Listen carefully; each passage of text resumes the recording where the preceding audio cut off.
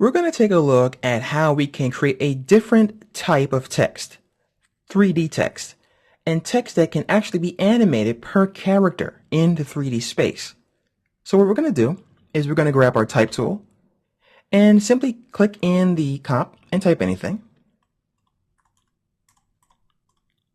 And I'm going to grab my selection tool and move this guy over. And as you can see, it's currently in a 2D space. So what we're going to do is we're going to twirl open the properties for the type, and we're going to go to where it says animate and click on this little button. And what we want to do is turn on enable per character 3D. Now it looks like nothing happened, but if we go to our camera controls and we change it to a custom view, and then we start to animate, you'll see some changes here. So let me go ahead and grab my track Z camera, and I'm going to zoom in like so. And then what I'm going to do is I'm going to twirl open some of the properties for this text, but I'll move it over just a little bit. Now what we can do is go back to this animate here, and we can change things like tracking, line anchor, line spacing, and we can do everything else that we could normally do with this text. But something interesting here is if I go ahead and twirl open the transform controls, you're going to see something really cool happen when I hit rotation. So watch this. I'm now in 3D space. But more interestingly, if I go to the Y rotation, I can rotate that as well, and Z. But there's more to that.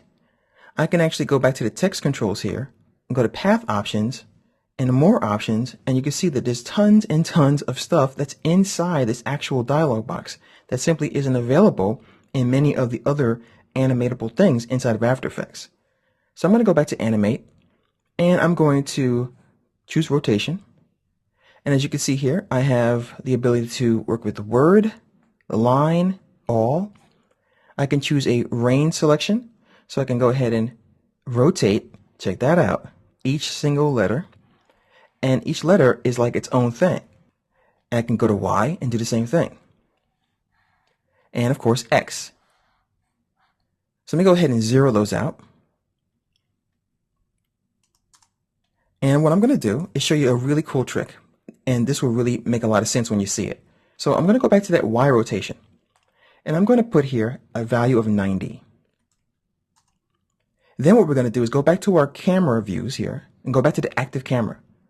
You'll notice that the text is now flat facing in a different direction. And we can actually animate the text turning towards the audience. So that's just one of the examples of using this per character 3D thing here. Once again, we can go ahead and put the stopwatch on. So I'll go ahead and put this back on 90. Put the stopwatch on, move over a tad, and I'll go ahead and put this back on 0. And I'll scrub, and we have animation. And we can, of course, animate the other values as well. If you mess up, don't forget you can go ahead and reset at any time. And you can always turn off the 2D layer if you don't want to see this effect. So once again, that is how you can animate things inside of this per character option that lives right here inside of the text menu.